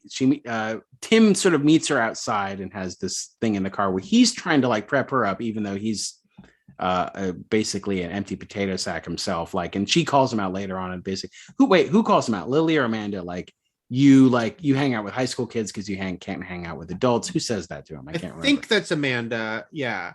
But this is like, you know, because there's this, like I mentioned earlier, it's like this is this brief time where after Amanda brings up, maybe we should kill him, Lily does stop talking to her for a little bit, but that's when she meets Tim, and it's also when she wants to see the pictures, because clearly in her mind she's like, oh, like if this girl has said we could kill him, I've heard this girl horrifically killed the horse. Let me see the pictures to see, oh, she'd be willing to go through with this, you know, and really starting to put the plan together. Yeah. So at first, maybe like her first idea is like, she's my accomplice because she's fucked in the head. And then, you know, by the end, she's like, she can actually be the patsy because she's, you know, fucked in the head. So then, and then again, like, and what Amanda clearly has sort of an attachment to Lily. We already mentioned like the phone and like also checking up on her, calling the school and the internship, finding out it's all bullshit. She texts her over and over, we see. And so, yeah, so that seems like a very like that this is something that maybe she hasn't experienced in a while, like this sort of attachment or ever. And then Lily starts to take advantage of it by like purposely withholding, ghosting, and then coming back to her only when she has a murder idea, basically. Right. Like resurfacing, like first it's with Tim, and then that just goes to shit. And basically, then the sort of the seeds of like heavenly creatures come in too, because it is a sending her away moment. They are going to be separated, but Amanda would probably care if she was sent away, but I don't think Lily would necessarily care that she was sent away. It's just that she was being sent away to Brookmore. Right. So it's not like she was going to like die if she could never see Amanda again. No. Right. No. Like, so it was more like there's none of that like unhealthy attachment going on, and maybe on Amanda's part only. So, but yeah, she actually does try to kill him. I guess like it just doesn't work with the bike. Again, I think she clearly like does it in the moment, like that's when she finds out the whole thing with the school. Like they have that confrontation, and so she just not even thinking things through. She loosens the bike wheel. But it's also like, in that moment, was she trying, like, did she really think that was going to kill him? No, she just really wanted to hurt him. She wanted to do something bad to him, and as retaliation, because that is not a foolproof way of just someone's brakes giving out. But then we get the whole like when she finally does contact Amanda again, she gets the full rundown of what she did to the horse, and we get that full rundown. And we get it. We like, and you know. Very much like a stage play. We don't get, it doesn't cut to the scene, and like all we get is that opening is like the one thing we have in retrospect, which of course no one wants to see this horse horrifically killed, even if they could have done it on their budget. Even if she was stuffing her social worker into a horse. Right. I would not have wanted to see that. Right. But of course, it's a fascinating scene because she is describing something so grisly. That was a Hannibal reference, just in case. Yes, not everyone who listens to us watched Hannibal. Just something Matt thought of. It is a Hannibal reference. What is she? She is describing this horrific, awful thing that happened. That sounds like just a fucking maniac, like all the things she did to this horse. However, contextually, we completely get this context of the fact that everything she did, the decision to kill the horse was done out of a very just straightforward, this is the best thing because this horse is permanently hurt. I will put it out of its misery. And then how everything went wrong and everything was in her mind, I will fix this. And like, what's the way to fix this? And I will just do it in this horrific, gory, awful way. It just became like the worst version of the meat lover's skillet that you could ever think about. It's just a mess all over the place. It's a mess. It's just like, I have made a mess, but the job's done. But then the strange realization that it's like, in its own way, in its own fucked up way, she was doing it out of love. Again, a character who says, and so like pair that with what we assume is a huge mess made of Mark at the end, which was done out of pure hatred. Right. That Lily does. Like, so weighing who is the worst, who is the snake here, truly. Right. Is it the poor girl who just happens to have been born with a puzzle piece missing in her mind as far as like empathy is concerned, or is it like the true devious sociopath? Right. All right. And so, we get the whole breakdown of the scene. Everything goes wrong with Tim as far as like they try to blackmail him. Again, Anthony Elchin is so funny in this. The whole, again, his grandiose, 5-10 years max, I will be running this game of the. He's like down the coast. This was filmed in New England and Massachusetts. I think that's where we're supposed to think it happens. If not, California. Nothing is ever specified, but it doesn't matter. Yeah. It's like City from Seven. And so basically they completely fuck him up. Like he throws a fit. Also, we should mention though, his he is being so overwhelmed at this insane house she lives in, like that, and it's filmed in this funny way of him, like when he smells the soap, just like what this represents. This is everything he would ever dream of. This is his like mafia boss house that he'll never touch, is what. Yeah. And also, and the way they're explaining it to him, like, we're going to leave the gun, you break in, you shoot him. It reminded me a lot of Fletch. And not only did I have Fletch on the mind watching this scene, but also because, and I didn't mention this at the top of the show, and this is not the place for it, but I'm going to do it anyway. They mentioned they released first look scenes for Confess Fletch with John Hamm and John Slattery, like the Mad Men reunion. This is my No Way Home. I'm kidding. Also, in the midst of this, when they're going over the plan, which obviously will not work out with Tim, there's a very funny line he has that's also a very somewhat unusual line for this movie, which is when he says, referring to Amanda, "How do I know that fucking swim fan over there isn't going to have an episode and change her mind?" It's a funny line, but it's also just because it's a pop culture reference in a movie that has none others. I was wondering if there was one other. I mean, aside from the old movies, shouldn't say there's nothing, but it's just swim fan is so hyper specific. It does feel like, because this movie is kind of can take place in any era, obviously not before smart internet or cell phones, but like it is sort of floating on an island out of time, and it's meant to be because it's just sort of a simple story, and you don't want, we've already mentioned they don't say like necessarily what region of the country we're in. So to bring up a film like that, and not the most well-known movie in the world, it's not like he's like Austin Powers over there, like that wouldn't make any sense, but it's a more well-known movie. But it'd be a great line. It'd be like, oh wow, that's great. And so I noted that too. That's a good point. As far as like I wonder if Amanda's seen Swim Fan or if she only watches old movies. But the fact that they do sit around and watch old movies and not like Swim Fan, you know what I mean? Like, or not more modern movies is, I think, something to note as well, which is like, they are old, crazy souls. Yes. So crazy murderous soul. He gets smashed over the head with a lamp, and he gets basically benched up, put in a tub, in a giant spa tub. And then, but also it's funny, like, shows a bit of their naivete too, as much as best laid plans might be, as far as like, oh, he'll still do it. Right. Like, there's no way he did it. In fact, that was all sort of a fake out scene where he came back, got the gun. He just took his gun back. And then, so it made for a cool beat where Mark shows up. Mark just never was. He was just laying in bed awake. So he's hyper aware when the motion sensor lights go on. And he seems like the type of psycho who would just like lay in bed awake. Like, right. All right. And then it's a great beat where when he, Lily is hoping he's dead already. And instead he comes up behind her mom like a horror movie. Like, for her, it's filmed like a horror movie, like him coming up being all like, shh, it's me, Mark, your favorite person. Oh, man. And the mother's reaction, the mother played by Francie Swift, her reaction too tells you everything you need to know about how she feels about this guy, which is like, she is not thrilled to see him any sooner than she had to. Right. Like her face, like she turns it into a smile very quickly, but her initial like reaction is like not like, oh fuck, like like she thought, it's like, I thought I had 4 more hours before I had to see him, but like all weekend. Yeah. All right. Let's see.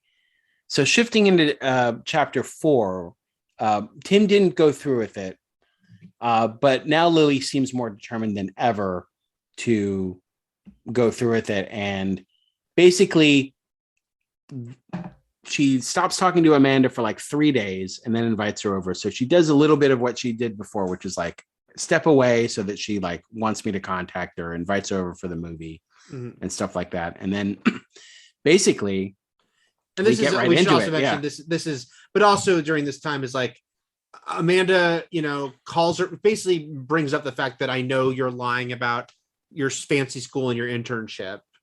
And it's also the part where Mark has the scene where we kind of realize everything he's saying about Lily and what a shitty person she is true, which Amanda overhears. And like you quoted earlier, the empathy isn't your strong suit thing. Basically, calling out Lily on her bullshit, though she's not judgmental about it. Because she's still seems very drawn to Lily, but Lily doesn't want to hear that. Well, Lily she likes is honesty and realness. Lily wants to be the hero of her own story, and like Mark was saying, she is the master of her own universe, and everyone else is kind of there to work for her. So now we finally get to what we already started talking about way earlier, which is the couch scene where she has put Rohypnol in Amanda's juice and basically feigns concern over her drinking it, like, hey, I was going to do this, but I've changed my mind, right after already building Amanda up as like, asking her that very pointed, like, hey, do you ever think about whether your life is worth living? And, making her ponder that for a second. Your life in particular, which is such an awful thing to say. Yeah. Which is like, but then, and knowing what sort of so remember, like what Amanda values most of all is decisiveness and doing the thing. And so like knowing that she will most likely do something and act something and follow a course if it seems like the best way, than balking.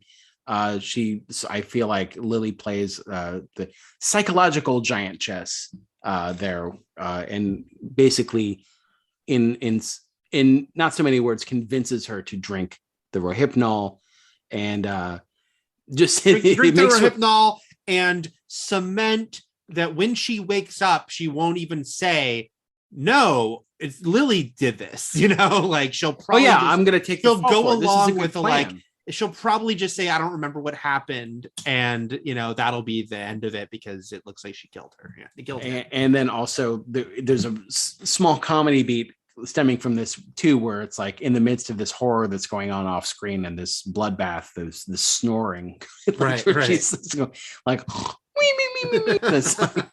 right. Getting and the sleep of her like, life. It's a great visual again of like Anya Taylor-Joy in the bloody, just like kitchen, and so mitts. you're talking about the visuals done here by Corey Finley, which is like all we do is the whole time we keep the camera on Olivia Cooke. Talk about the technique, just having to lay there pretend to be asleep. That seems harder to me than faking crying. Go into the kitchen, get the kitchen gloves and the knife. So we don't see that. We just hear the knife being drawn out of the block, which she had done earlier in the movie. Right. And she walks by, but then when she goes up the stairs and we see her, she has gloves on. Yeah. And then we just hear the stopping of the rowing. It's just all really great use of the sound, and also whether it's like big sounds, small sounds, very, very subdued visuals there of her way in the background with the gloves on. If you're not looking properly, you might miss the gloves. But yeah, then she comes back, and this was not a quick and easy job at all. You would think if you could sneak up behind someone on a rowing machine, it might be quick, but maybe she didn't want it to be quick. Maybe she wanted it. Maybe it was a rage kill. You know what I mean? Well, and there's a lot to parse there, because maybe she stabbed the fuck out of him because she hated him that much. Maybe she stabbed the fuck out of him partially that, and partially because, again, knowing how the horse was killed and how gory and all, it had to look messy. It had to look messy to match, Amanda's MO. I think maybe it's all of that. Yeah, classic Amanda. It needed to be a Mandy classic. And we already talked about like lifting her head up and then like lifting her arm up so she could like lay on her lap and cry and again, basically say goodbye to her friend while she was already asleep. Right. Which again, it's like, I think is not 100%. I don't think that, I do think there's some real feelings there. She's not like, it's not like meaningless to her what she's doing to her, but also we understand from everything we've seen, but especially what we're going to see right after this, she will go on. Like it's not going to stick with her forever, probably, because she will compartmentalize and go on with her, privileged life. Then we cut to some time later, and Tim is now a valet, and it's sort of an accidental, unintentional meetup between Lily and Tim, and it's very awkward as far as like what she had tried to force him to do and the injury he sustained, and like, but then also him knowing that she maybe probably had something to do with the death, but then also knowing that Amanda was the one convicted of it and sent away. And then Lily's story sticking to it was like, yeah, I didn't want to do it anymore, but she was insisted and like really did wind up pinning it on her. As far as Tim's concerned, I'm sure she didn't say anything like that to the cops. Like, I really was considering killing Mark. Right. And we also, of course, learned from this conversation that the universe, everything's coming up Lily, because not only is she probably going to this fancy school, but like they're having a lunch with you. Tim calls out, like, do they usually have lunch with potential, students? And no, but that, it's like, but she wasn't it like where Mark went or something? It's like, she's getting extra like, oh, we're so sad for you, like, benefits from all this. And the whole thing was like, I feel like, and I don't think I wrote it down, I feel like Amanda had a line where it's like, I want to do this because it's the right thing to do, not because you want revenge or something. But in the end, it was both, which is that like, yeah, if we also assume through this that her mom's probably better off too. Like everyone's just better off, assuming they also got Mark's money. But like, yeah, he needed to be taken out of the equation for them to be free. And whether it means for Lily free to go on and live a life where she's going to create more misery in her wake, who knows? But and so then he asks her, you talk to her after that, and she says she wrote me a letter, and then we find Amanda in the mental hospital, and we hear the letter. We hear what she wrote in the letter. It's interesting too, because I feel like there was a part of the letter that was almost incriminating. Even from like a protection standpoint, if like opening a letter that were like Amanda could be writing, hey, remember when you and I plotted to kill Mark? Like I'm saying, like Amanda could write anything in letters to her. Right. It's probably in her best interest also to put them in the fireplace, rather than read them, as harsh as that is. So it's self-serving, but it's also self-protecting, because and look, Amanda could be writing anything. So obviously, open to interpretation if she's lying or not about not reading the letter. That's open to interpretation, and also it also can read as just sort of cold, who had like basically in that moment where she's laying on her lap all bloody, like I'm using her to free myself, which also means I'm losing her forever, and I have to like detach myself from her forever. And again, basically the whole positioning by the end of Lily as the villain of this story, because it's like, again, she can feel shitty in some respect for her whole, maybe even if you want to say maybe she will once in a while feel bad about what happened, but she's still going to go live her rich fancy life where she gets to trample over people. So it's not like while there's some wiggle room there as far as like how much does she care or not care, she's still the one who is the murderer benefiting from all this, that clearly is the colder of the two ultimately. Who else tramples over people? Thoroughbreds. I'm not smart enough to like actually draw the correct correlations between the horses and these characters and the plot, and as far as like Amanda's dreams at the end is her head's a horse, and then also she envisions the entire neighborhood from above being taken over by horses and stuff like that. And it's all very interesting, and I enjoy it a lot, but what it means I don't know, but thematically it seems right. I mean, certainly who would argue with her the life would be better if animals were here without us. I think we can agree with on that. And then of course that final reveal of the picture, which just contextually reminding us these girls were once like best friends as little girls. That is something that Amanda values, has up in her institution, she has up on her wall. And of course, there's even the thing of being like, thinking about like, it's like that's Honeymooner that she's on. Like, it's a Lily goes back with all of that.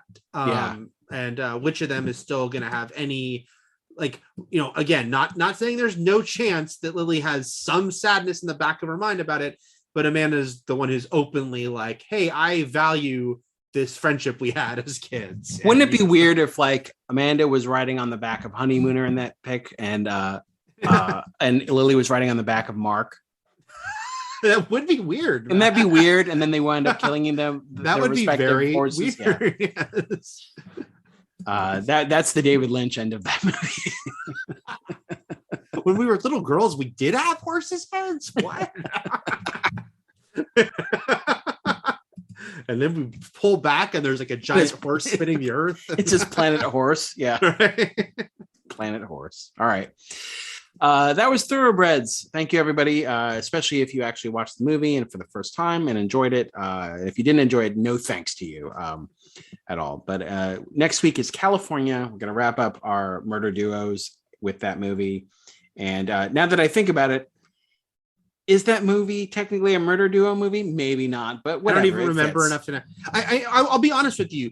I don't remember like loving that movie, but I'm curious to revisit it. So I think it's. I don't think it's going to be a terrible movie, but I'm not going to say it's as basically as great as the last 4 movies we watched or 5 movies we watched. I'm glancing, by the way, at that Thoroughbreds poster you mentioned, and Heather's is mentioned twice in 2 different critics quotes. Oh, I only remember the American Psycho one. What's the other one? Because that's the biggest on top, and then someone just says, "If you like Heather's, you'll love this." Well, I loved Heather's, and I love this too. So there you go. So that person was right, whoever you are, tiny font that I can't see with my old eyes. All right. All right. Until next time, everything is possible, but nothing is real. And Shakma. Shakma. Shakma!